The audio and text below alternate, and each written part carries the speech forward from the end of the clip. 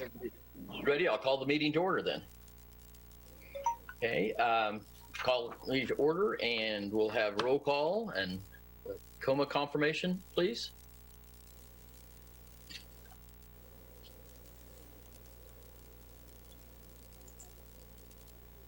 I think Mr. Andrew was going to handle the roll call, and Margie was going to handle the coma confirmation for us. I had to get unmuted. So am I unmuted now, Justin? Yes, we can hear you, Dean. Okay. So in terms of roll call, Board Member Kitchen. Yes. Here. Board Member Noonan. Here. Board Member Martins. Here. Board Member Heltzer. Absent. So we have 4 appointed members, and 3 is a quorum of the 4-member board. So we have enough people to move forward with our public meeting. I asked Margie to confirm that the Kansas Open Meeting Act has been complied with and the packet has been posted. Yes, it has. So that would bring us back to the chair and consideration of the minutes of your meeting in November. Yes. Okay. Has everybody had a chance to review the minutes from the November 12th meeting? And if so, are there any changes, recommendations? If not, I'll accept a motion to approve the minutes as presented. So moved. Okay. Seconded. Katie moved. Great. And Jennifer seconded. All right. All in favor, say aye. Well, we're gonna, for these purposes, we're gonna do a roll call Oh, okay. vote. So as to approval of the minutes, Board Member Kitchen, Aye. Board Member Noonan, Aye. Board Member Martins. Aye. That motion passes 3-0. That just helps our minutes taker to help keep track of our voting, even though there's 3 of us. Yes. Okay. Well, so the minutes were approved. I guess we'll move down to new business and application CC 20-14. I'll let you take it, Dean, or whoever. Yeah, this application is CC 20-14. It's filed by Mr. Jacob Wilson on behalf of Restore Construction LLC, and the request is for the board to consider approval of a certificate of compatibility to allow the demolition and renovation of existing complex of buildings located at the northwest corner of 4th Street and Walnut Street. And the street address is 211 East Walnut, and a building address is 138 South 4th Street. So, Justin, before I go any further, do we have a representative of the applicant present? Yes, Mr. Wilson is online right now with us. Okay. So, the existing buildings at the northwest corner of 4th and Walnut Streets in downtown Salina are addressed as 211 East Walnut, and those were constructed in 1929 for a lumber yard operation. They have a lot of the layout and attributes that you would expect from a lumber yard. And later in the 1960s, they were occupied by a heating and cooling contractor, and very briefly by a solar energy company. And then from 1987 to the present time, the property was used as a construction warehouse for Bill Medina Construction. There is a separate brick building on the property. It's part of a 3-bay brick building. The north 2 bays of that building are being incorporated into the car museum. And so we are only discussing the southernmost bay. That was owned by Medina Construction and was leased to Images Recycling and then later to Prairieland Market. That brick building has a separate address of 138 South 4th Street. So we have a new owner of the property, 4th and Walnut LLC, and they purchased the former Medina Construction property with plans to convert the property into a baseball training facility to be known as the yard. The plan is to demolish the large brick building in the center of the site to allow room for future construction of a turf infield area with a steel structure or roof above it with netting inside the complex. In the brick building on the far north end, they plan to have indoor batting cages, restrooms, a pro shop, and a storage room. And then the existing building on the southeast corner of the lot is proposed to be dedicated for indoor pitching. Their hope is for a facility is to allow Salina and surrounding area youth, baseball and softball teams to use this facility and practice year-round. The facility is proposed to be set up as membership-based, with a foundation being created to assist youth that might not be able to afford the use of the facility. So from that standpoint, it would be somewhat similar to the YMCA. The plan is to do the work in phases, with the brick building on the north housing the batting cages being completed first, the building on the southeast corner being completed second, and then the final phase would be the outdoor structure, building B, with the turf infield. So the reason we are here this afternoon is to review 3 elements or aspects of this project. The first being the demolition of an existing warehouse building. The second being exterior modifications being proposed for 2 existing buildings.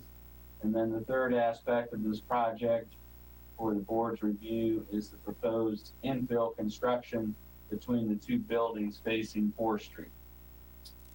So the city has what's known as a development review team, and that's made up of staff members from fire, building services, utilities department, planning and zoning. And we meet to go over conceptual plans with people doing projects in the city. And so we met on this project on September 30th, 2020.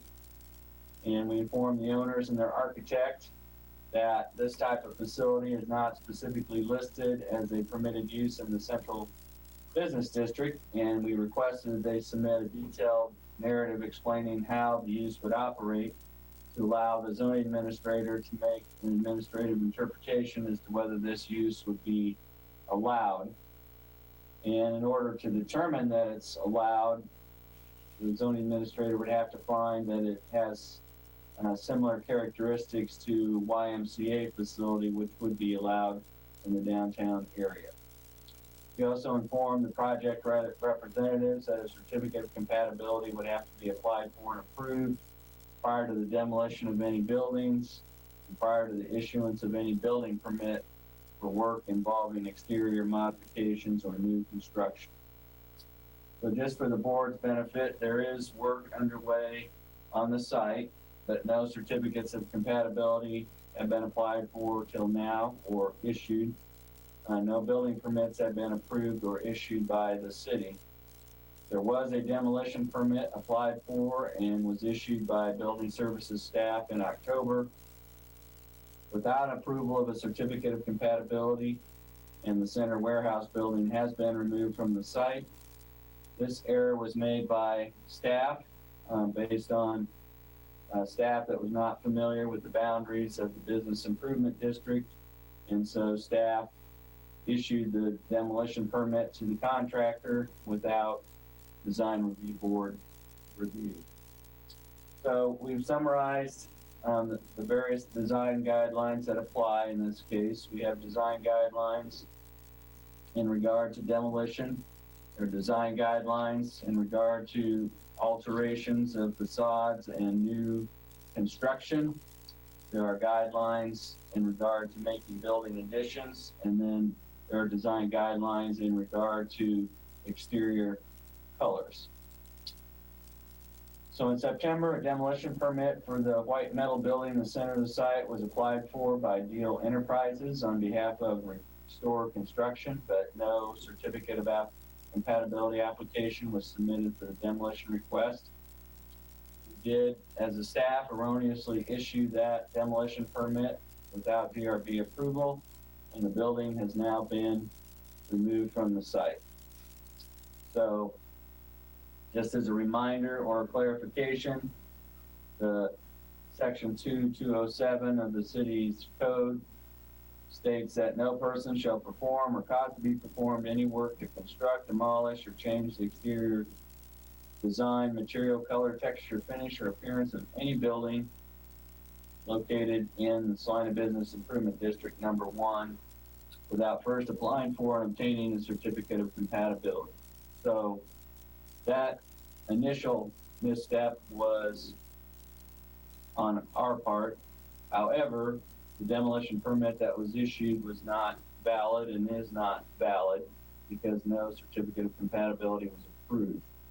So the DRB would need to take action on this certificate of compatibility request to retroactively validate the demolition permit. If you look at the photographs that we have of what the building did look like, it was primarily a metal building. It was not historically or architecturally significant building, and its presence interfered with the owner's plans for redeveloping the project. So, however, that decision is ultimately up to the board to decide whether the demolition met that criteria, and so that will be part of today's considerations. The second part of this is proposed replacement construction. And there's a plan to renovate the north building, the south building, referred to as Building C, and to build a new metal structure between them, referred to as Building B. A building permit application and plans have been submitted, but the elevation drawings are lacking in detail. So one of the things that we really need to go over and get assistance with today is the details of the exterior materials and colors. We've received some different renderings, but those color renderings have different colors associated with them. Different drawings show different window sizes and styles, and the elevation drawings we have do not clearly indicate what the exterior building material or roof materials would be, particularly on the south building. So part of your role as a board member is to review the applicant's plans to determine whether the building design and materials will be compatible with the 4th Street streetscape and the predominant building materials in the downtown area. In staff's view, additional information is needed to make, from the applicant is needed to make that determination, because we didn't have really enough detail to go over that very well in our report. So we are requesting that at today's meeting, the applicant or the architect provide additional information at the meeting about the following items. Building A, the north building, to inform the board what the proposed exterior building and roof material will be, whether the exterior color will be changed or continue to match the masonry of the carvings into the north. On building B, the color of the metal roof and fencing, that would be the covered infield.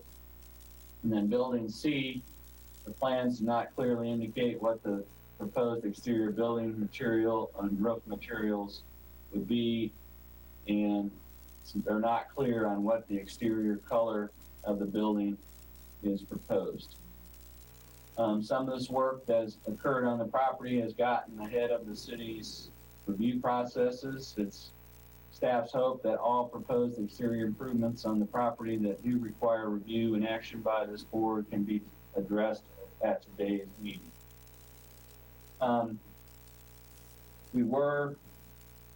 The zoning administrator has gone through and has determined that the characteristics and attributes of this training facility have enough in common with the YMCA that it would be a permitted use of the property, and therefore we can issue a building permit for this use because it would be permitted in this location. We've also determined that the covered infield area is sufficiently enclosed by roof and fencing to conform with the requirement that all business service be conducted within a completely enclosed building. We have an address for the main lumberyard part, and we have an address for the brick building that are separate.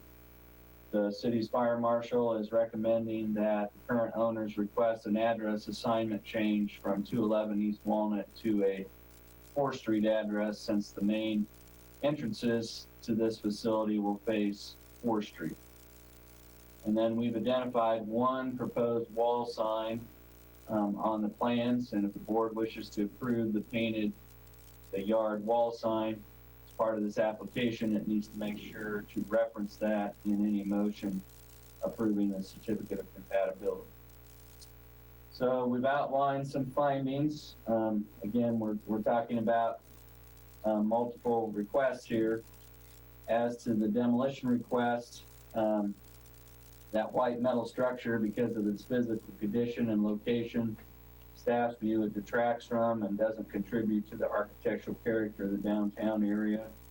And removal of the structure will result in a more positive and appropriate visual effect on the 4th Street corridor than leaving it where it is. So we think that demolition of that building, although we didn't refer to this board, would have met the criteria for demolition. One of the things you need to find with the further information that we receive would be that the building design materials will be compatible with the predominant building materials along 4th Street of the downtown area.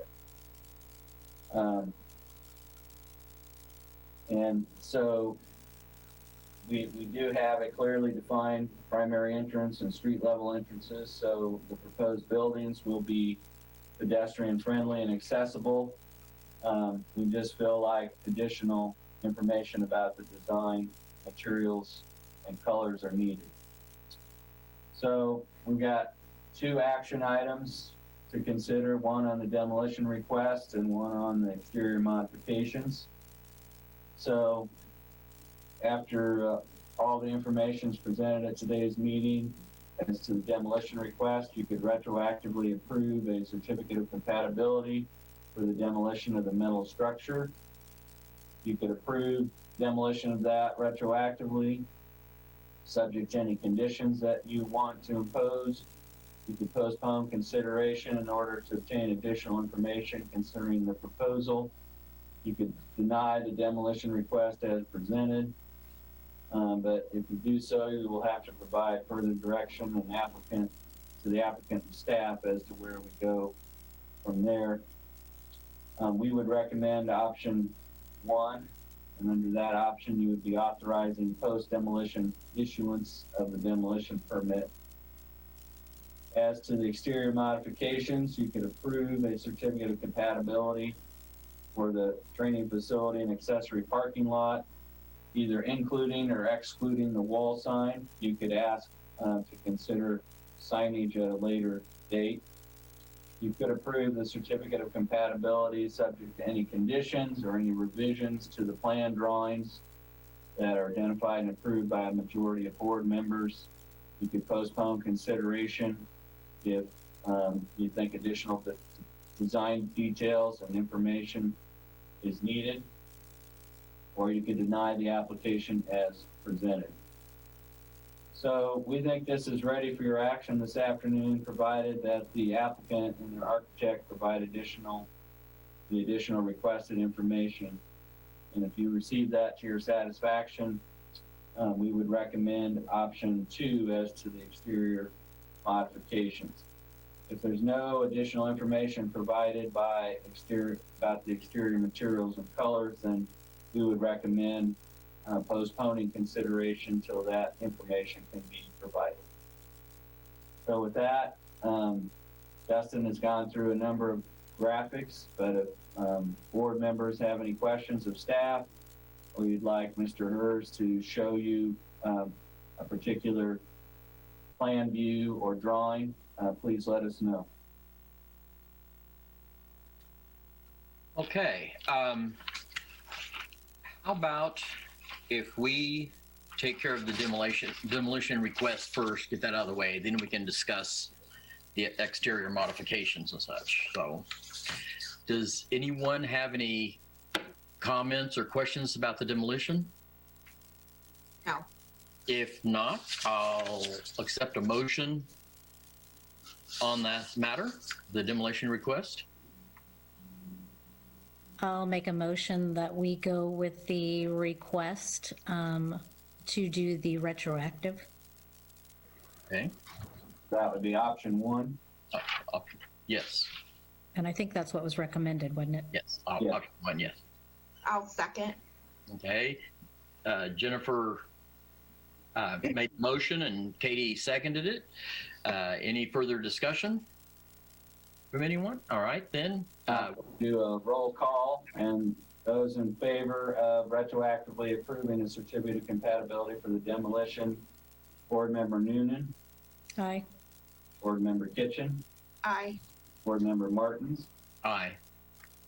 That motion carries, and so there's been a certificate of compatibility approved for demolition of the metal structure. So that would move us to the exterior modifications, and staff feels like we didn't provide you with a lot of information or detail because we couldn't find some of that information as we were reviewing the drawing. So that might be an opportunity for the applicant to provide additional detail. Okay. And did the applicants know ahead of time about this information or request? Well, we included that information in the packet that we sent. Okay. Right. Okay. So they got a copy of all that. Right. Okay. Well, I guess we can start out with the applicants. They're filling us in on some of the information then. I think they're on mute right now, so they're. Jacob's on mute still. There we go. Okay, hi, this is Jacob Wilson. With the north exterior building, we're proposing to retuck point all the existing masonry.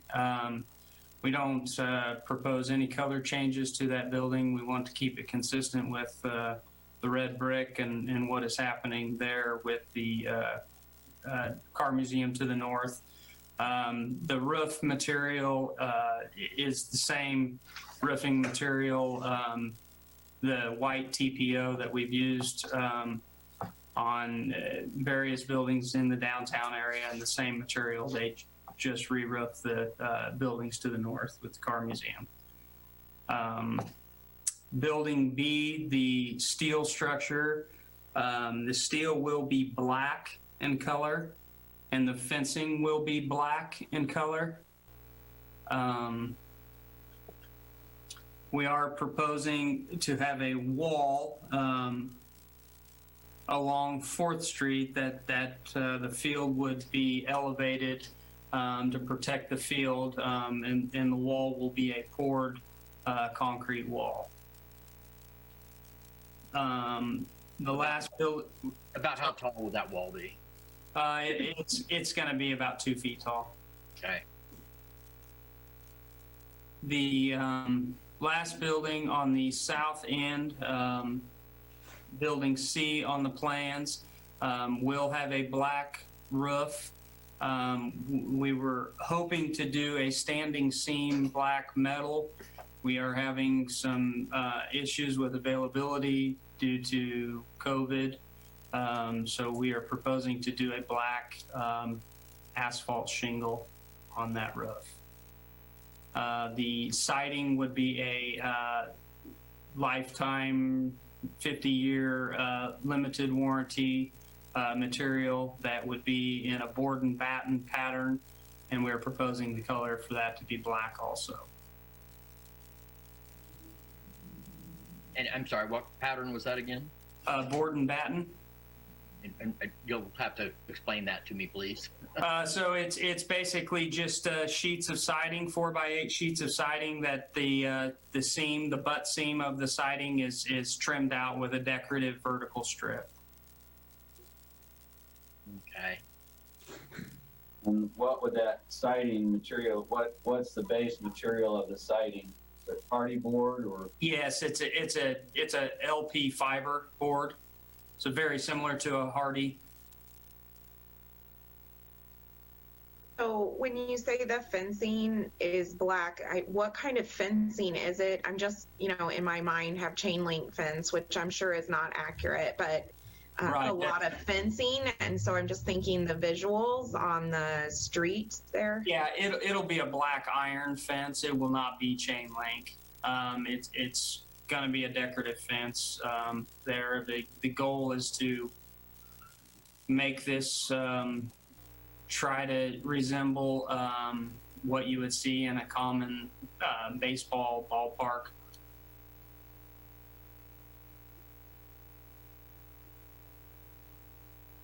And what you're seeing on the rendering is actually netting that is giving the visual look of chain link, but that is actual netting that you're seeing that will prevent baseballs from flying out of this area onto the street. On the other side of the netting will be actual iron fencing. So when you see this, you're just seeing the netting. Yeah, that's what made it look like chain link, I think. Yes. Yeah. So it will have netting and iron fencing is what you're saying. Correct. It's not really showing there. Correct. Okay. Okay, Dean, you'd also commented on the different, or in the packet, and there's about the varying window sizes and variations and stuff. What? Yeah, we got some earlier versions and later versions, and I don't know, Dustin, that you have the black and white elevation drawings from the packet. There were two different color renderings that had different style windows on them, and we just wanted to, there's a black and white set of elevations, Dustin, and we're looking at building C. Well, and I also noticed on building C that on the west side of the building, the door on the black and white drawings is in the middle. And then on the elevations, it's on the north set of windows are opening, and just curious. So, yeah, can you go back, Dustin? So this picture here, along the view along 4th Street, those will just be windows. There will be no doors on that side, on the east side. On the west side, it'll be the same exact opening size as the east side, and the storefront door will actually be in the, it's in the correct spot here. So it'll be in that bay right there. But it will actually be a double door. And the location of that is located there because the pitchers will actually stand on that end, and for safety purposes, somebody won't walk into that building and be hit by a baseball. The other question I had in previous meetings that we've had, the signage has been a big concern on per square foot based on the facade, how it's lit. And I didn't see any of that in the packet at all, and didn't know if there are different rules here than on Santa Fe, or if that is a concern as well. One of the things that we mentioned, it's not uncommon at all for a case like this where that the building part comes first, and then as additional details are worked out, the sign package comes back as a separate item. But we've also had circumstances where we've had applicants who said, well, when the board was reviewing my building elevations, we had a sign on there and we just assumed that they approved it. So what we've identified here is that is identified on the sign.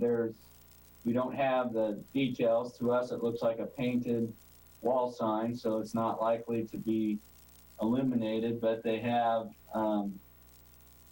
lots of frontage on 4th Street, so there's no issues about the size of the sign. It's just that we didn't know whether other signs might be proposed, and we didn't know whether that was kind of conceptual, and that the additional final sign plan would be worked out later. So we're simply calling attention to the fact that it's on the drawings. And so what we've had happen in the past is the sign is not mentioned at all in the board's action, and then it's left into question whether the board consciously approved the sign or not. So your options are to include the elevations with detailed signage coming back later, or if you feel like, and if the applicants feel like this is the sign they want to have and they'd like to have it approved this afternoon, then we would just want to make sure that that was a conscious decision of the board. Are there other, has there been enough information? Because the way I read the packet made me feel like postponement without significant more detail is what we needed to do. And I'm asking for staff's guidance on whether or not there's... Well, we asked specifically on the north building about proposed building and roof material, whether exterior color will be changed. And essentially on the north building, that would be tuck pointing only, and the building will continue to match what the car museum's doing. So to us, that satisfactorily addressed that. We asked about the color of the metal roof and the fencing for the turf infield portion, and that was addressed by indicating it would be painted black metal with a black powder coated fence. And then the south building, they clarified that with the black asphalt shingles and the black fiberboard panels, and I think we've got clarification on the windows and doors on the south building. So it's a judgment call for the board, but those are the three things we asked specifically about, and staff feels like the applicant has addressed each one of those at this afternoon's meeting. It's just that said we've often had staff reports that we've prepared that were focused on the exterior modifications to the building, and there's kind of a conceptual placeholder for a sign or whatever, and it's never clear whether the applicant is requesting that the sign be approved, and oftentimes it's not clear that the board has reviewed and approved the sign. So your choice today would be to approve the exterior modifications in the new construction, but to defer any action on signage till there's additional detail, or maybe there's a proposal for more signs. Or you could include the painted wall sign as part of your approval of the exterior modifications. That's the board's choice. And there will be a future proposal for more signage. So So we could leave that out and do it all as one. You could take note of it, but you could, the option one I have there is that you could approve the certificate of compatibility for the training facility, but excluding the proposed wall sign, and then they would just have to come back when they had a full sign package. Okay. And for clarification, building B, the batting field, whatever, building B, again, the picture showed it looked like kind of a brick or cinder block base where they said it's going to actually just be poured concrete. So that is correct. Just the concrete color, not. Yes. Okay. And the building will be solid black and not the brownish tone that it showed. Correct. Correct. Okay.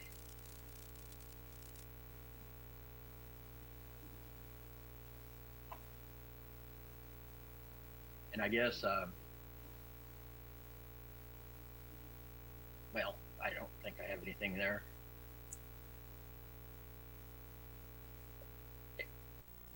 And Dean, are you satisfied enough with what he talked about the siding, the materials and stuff to understand? Yeah, you would just have to you have to, and I don't know, Dustin, do we have a photograph of what that building was when it was part of the construction warehouse?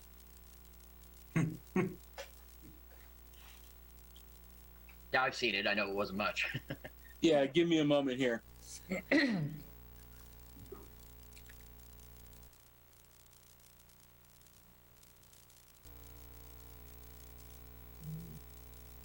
So yeah, and so that building there, is gonna be changed with the exterior being the black asphalt shingles and the black LP fiber board. So it's certainly, that's an improvement over what's there today. It's just it's your judgment call as to whether that exterior material would be compatible with the predominant materials, and the colors would be compatible with the 4th Street streetscape. So I think I guess that's one thing I wonder about: a solid roof, black roof, and black siding. But I don't. you know, we're not, and that maybe the applicant can clarify that. On the drawings we had, it wasn't going to be clear whether there was going to be any kind of contrasting trim or anything like that, or if it was just a solid black with no trim or contrast colors. So that may be still a question. Yeah, the future signage on the south end will be the contrasting piece for the building. So the exterior walls, although black, they'll be, where you're seeing solid walls today, will be much more open windows on both the east and west side. And then on the south side, the blank wall will be modified with probably a future wall sign. So that would help visualize that.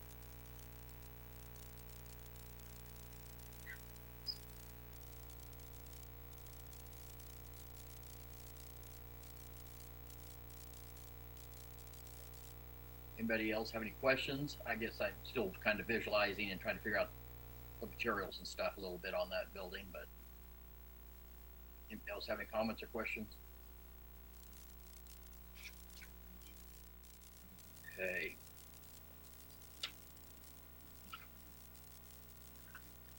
And okay. I guess from Dean and Dustin too also, so a solid black building doesn't seem like that's in contrast with the downtown issues, okay, at all? Well, probably with if you're looking at the core downtown with Santa Fe and that, it's slightly different. The design guidelines say use colors to create a coordinated color scheme for a building. It doesn't necessarily discourage having a single color.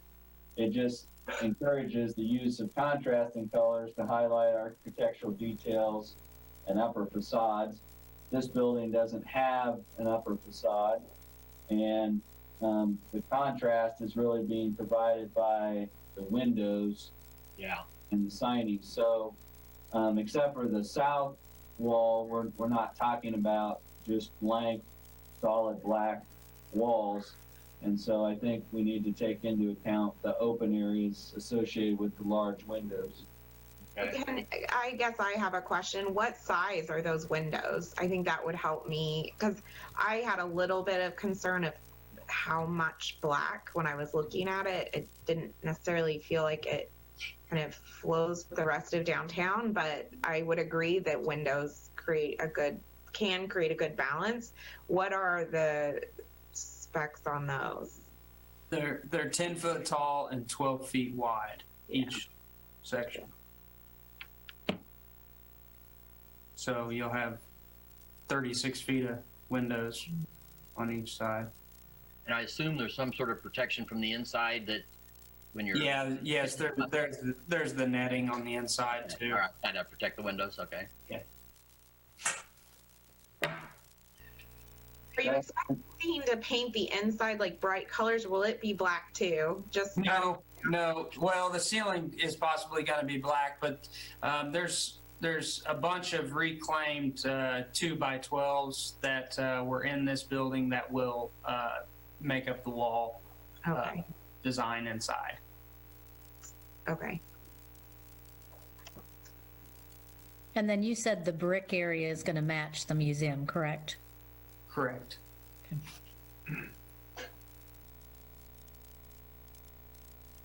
Okay. I don't have anything else. Dustin, I don't know if we can measure, have measurements on that. I was estimating that building, the south building had about 72 feet of total street frontage on 4th Street. And if the windows are 12 feet wide,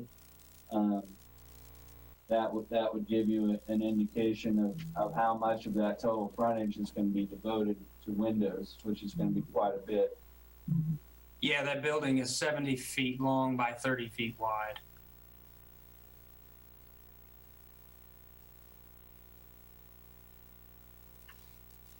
And I don't believe we have anybody from the public present for comments. So, are we ready? I'm ready to accept any motion. I would move that we accept as option 1, excluding the proposed wall sign at this time, and also including the that if there's any significant changes to the project, that development service staff will be notified. I'll second that.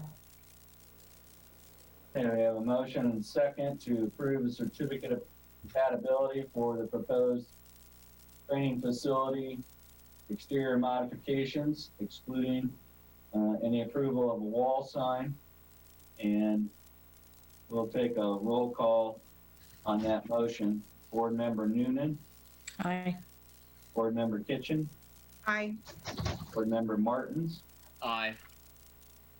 Okay, so we have those 2 action items that came before you this afternoon, the demolition request and the proposed exterior modifications, including the infill construction. And so you have taken action on both of those items.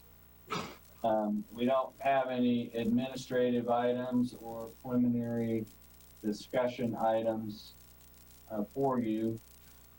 In terms of other business, going to request the chair consider allowing us to schedule since we're officially on a once a month schedule during these current circumstances, to consider holding a special meeting on the 28th, 2 weeks from today.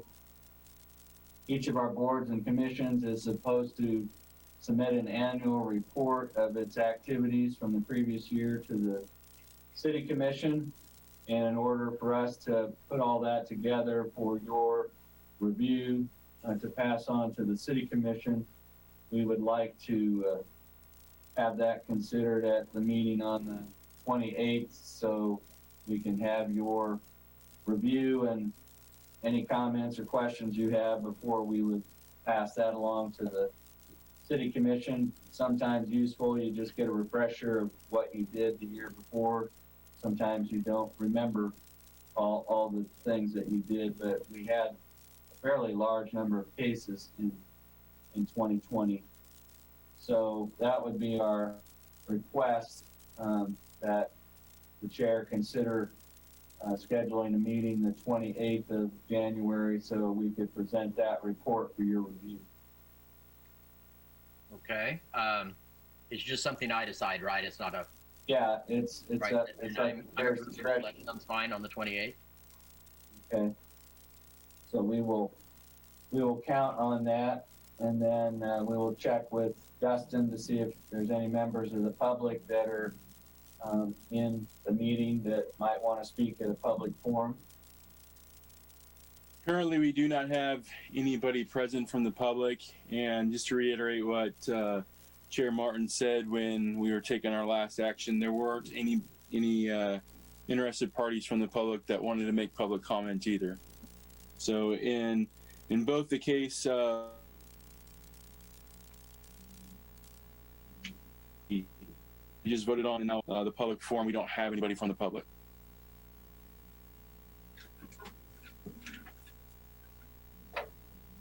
Right then. Well, if there's no other other items to be reviewed, I will accept a motion to adjourn the meeting.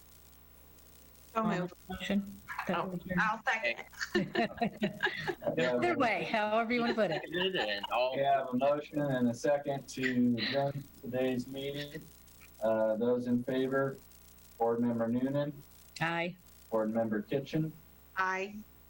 Board Member Martins. aye. Motion to adjourn, and it's been passed.